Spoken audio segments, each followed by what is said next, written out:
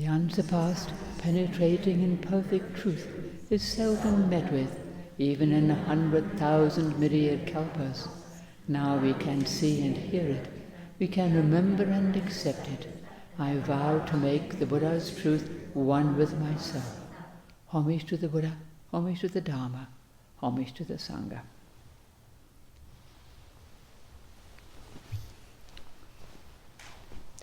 Well, we just celebrated the festival of the Avatamsaka scripture. And one might ask, why do we do this? Why have a whole ceremony honoring a scripture? Most of our ceremonies are about Buddhas, Bodhisattvas and their teachings and so on. But this is a scripture. But in fact, this Avatamsaka scripture is full of Buddhas and Bodhisattvas and all their teachings and so on. So it actually, it makes a certain amount of sense. Well, it makes a lot of sense. And some of our litanies for the other Bodhisattvas come from the Avatamsaka. So it's one of the longest in Mahayana Buddhism. I used to say it was the longest, but I don't rightly know because there's so many scriptures and so much long ones, and I'm not going to say it's the longest one. But it's long. It's long. And it's huge in scope. It's filled with descriptions of Buddhas and Buddha lands and all their teachings and flowers and garlands and all sorts of stuff. It's really vast. Well, the scholars say it's actually a collection of scriptures written by various people because it's hard to imagine one person could write all that. So it's probably various people, and they're all collected together several hundred years after the time of the Buddha. Yes, it's long and it's enormous in scope and very deep, very profound. It's full of descriptions of Buddhas, Bodhisattvas and other beings unseen that we don't know about. All the tree spirits and water spirits and fire spirits and Gandharas and Kinnaras and Maharagas and all sorts of things we have no idea what they really are. There's a whole school of Buddhism devoted to the study and practice and recitation of the Avatamsaka Sutra, the Huayan school. This is what they do. They practice, they study, they recite this one scripture. Well, how can this scripture help us now? What does it mean for us today? Here's always lovely Buddhas and Bodhisattvas talked about 2,000 years ago probably. How can it help us? All those mythical beings and beautiful Buddha lands that I talked about and all those garlands and incenses and flowers and stuff. It seems so different from our ordinary daily life. But, of course, there's all kinds of ways it can help us. Otherwise it wouldn't have lasted this long, because people for thousands of years have had ordinary daily lives, just trying to do the best they could, just like us, you know.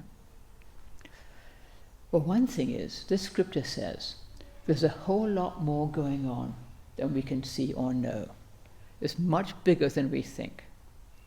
We don't have to completely believe in all the Buddha lands and all the beings there, but we don't have to disbelieve in them either. Just because you don't see something, or you can't completely say, oh yes, I'm sure that's so, doesn't mean you have to say, I'm sure that's not the case. No, it's absolute rubbish, because you miss a lot. We don't have to dismiss things as just fabrication, made up by people, nice stories made up by people 2,000 years ago. There's a whole lot more going on. Otherwise it would not have survived. There would not be whole schools of Buddhism devoted to the study of the scripture if it was completely irrelevant to us. It helps us.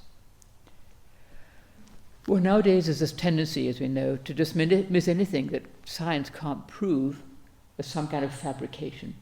You know, cultural baggage from the East. You don't need that. Just disregard it. But actually, that's not the case. There's all kinds of stuff that's really helpful for us that we may not know about. Descriptions of Buddhas and their wonderful spiritual powers. Many worlds contained within a single particle of dust. How could that be? Completely mind-boggling stuff. And we don't want to say, oh, that's just, rubbish, because you cut something off. We don't have to take it all literally, but we don't want to be dismissive and cut off things that we just can't see. What do we know? We don't know that much. Huge realms that we know nothing about. All you have to do is go outside on a clear night and look at the sky, and you say, billions of galaxies, never mind suns and moons and stars and planets and stuff, billions of galaxies that we know nothing about, billions that we can't even see even with our best radio telescopes and all that. Billions of suns, billions of beings, trillions of beings probably. How could we be the only ones? All sorts of stuff far beyond our human comprehension. There's no way we can imagine what it's like to have something billions of light years away. What can that even mean to us? We have no idea. We just can't fathom it. Good. Because something beyond what we can understand is helpful to us, so we can kind of broaden our mind and not just believe only what we can see. We can't possibly comprehend all this. We comprehend all the things. And it's interesting, the Avatamsaka scripture talks about billions of worlds and billions of beings and all this. It has no problem with all these billions of galaxies and so forth, and all the people and all the beings, seen and unseen, that can be contained within a single mote of dust. You think, what?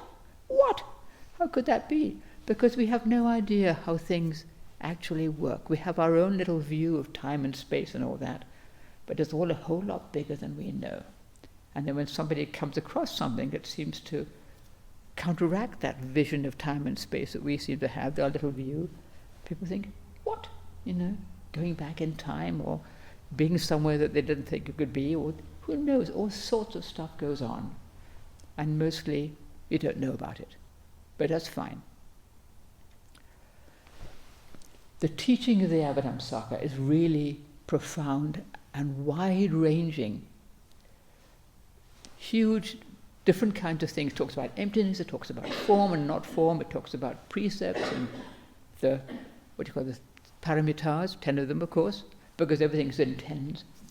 But really, in essence, it's saying all is one and all is different. That's the bottom line. All is one and all is different. What does this mean? There's the vastness of Buddha nature that encompasses everything, all beings, all worlds, all times, all situations, everything, all the beings who live in all these Buddha lands and other places. All part of Buddha nature, and all different. Same, or just the same. Billions of beings in one mote of dust. Well, if you can fathom that, you can fathom, all is one and all is different. And to be able to see both, they're both here right together in our very world. All is one. We are all part of one being. And we all have our separate little bodies and minds and experience and all that. So there's a purpose to this.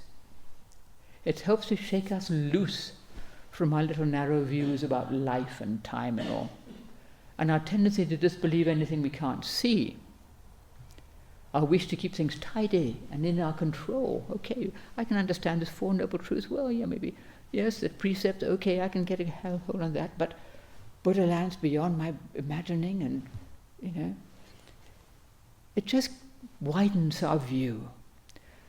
We think we're in control. We're not. We're not in control of much of anything, really.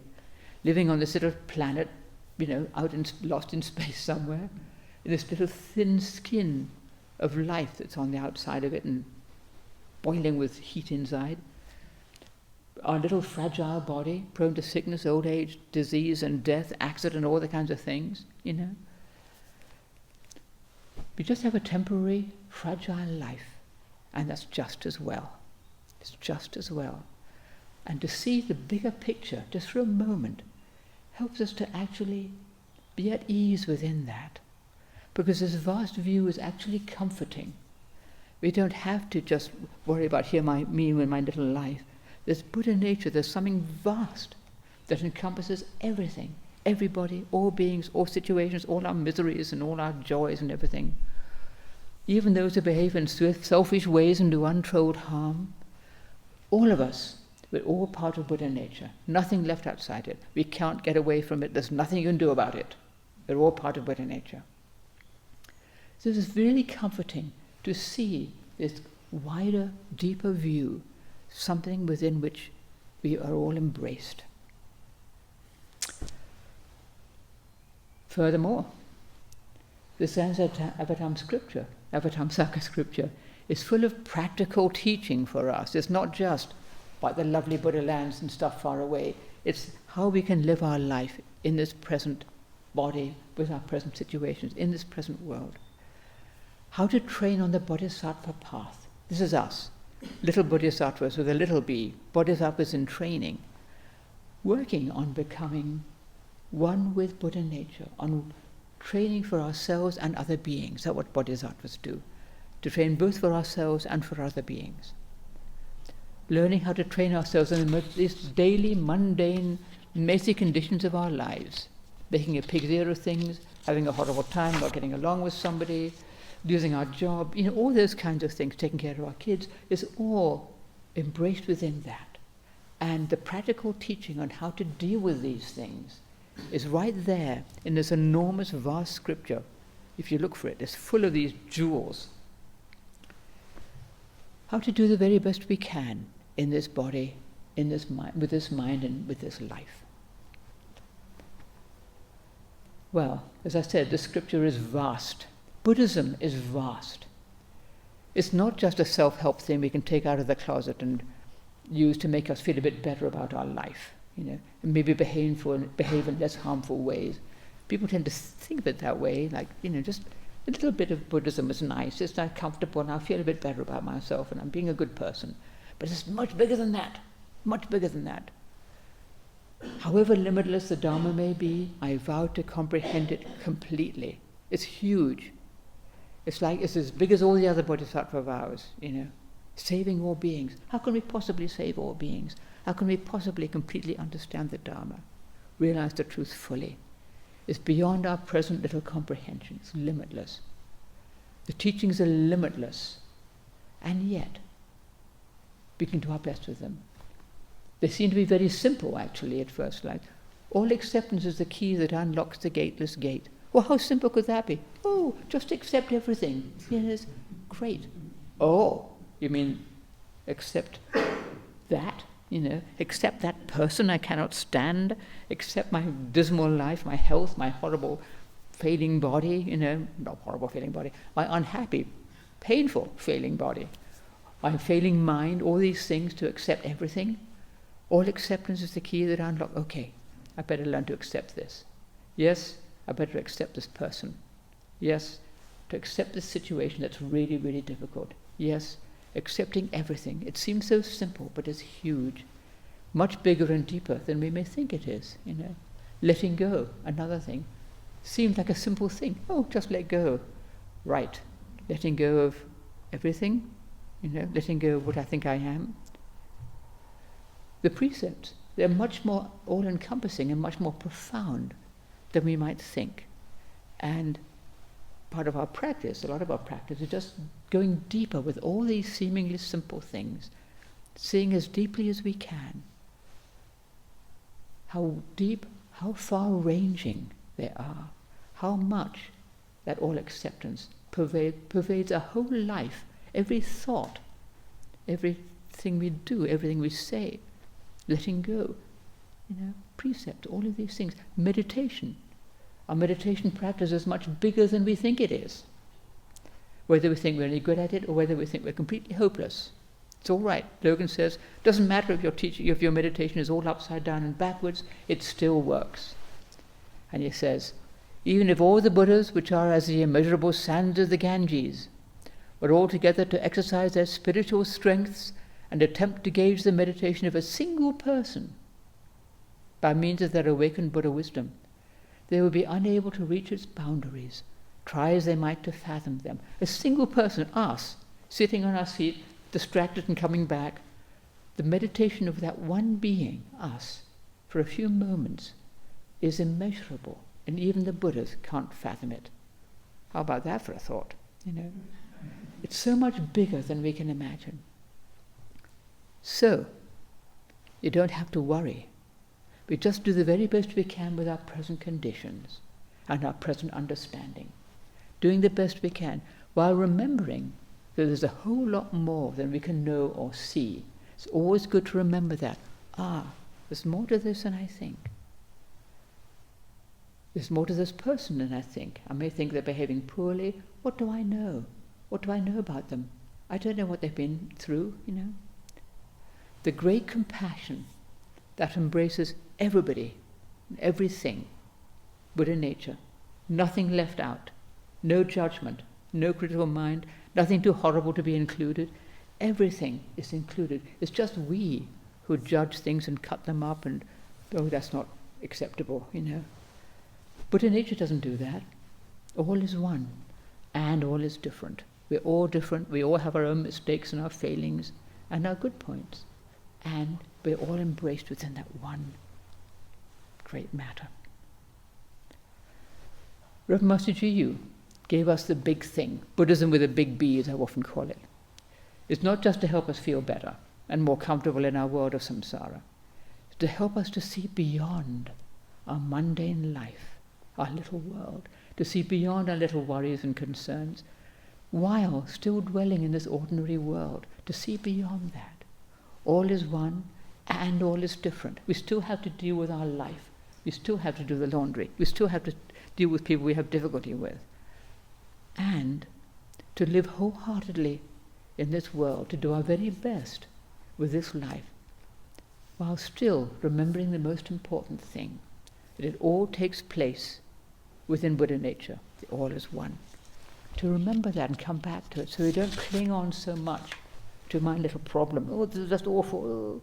Wait a minute, there's something bigger. Everything changes. Impermanence works in our favor. Something is difficult now, it'll change. Maybe it'll get worse. Maybe it'll get better. Maybe it'll stay the same for a while. We don't have to worry because actually we're not in control. We just do our very best with it, with the conditions of our lives. We meditate, keep to the precepts as best we can, and we try not to grasp onto anything too tightly, because everything comes and goes, everything changes, nothing lasts forever. Everything arises, abides for a while, and then passes away. All the conditions of our life and of our world, all the things we hold dear, all the people we love, and we too, everything comes and goes. And this is not a cause for despair or disconsolation. On the contrary, it inspires us to take deeper refuge in the three treasures of Buddha, Dharma, and Sangha, to come back to them over and over and over again. There's more to life than we can see. There's beauty and goodness that we stumble on now and then, kindness in unexpected places, kindness and wisdom that arise within us unexpectedly, that we didn't know we had, because they come when we need them. They're not ours. Kindness in us arises, goodness, compassion, and anger and greed and delusion, but it's up to us what we do with them. The Avatamsaka scripture, it helps us to nourish our faith in that which is far greater than we are, far beyond anything we can fully understand, that embraces and supports us in all beings and all conditions. We can reach up to it, we can entrust ourselves to it, take refuge in it, and see beyond just our little mundane life. And that's the teaching of the Avatamsaka for us for today. Thank you.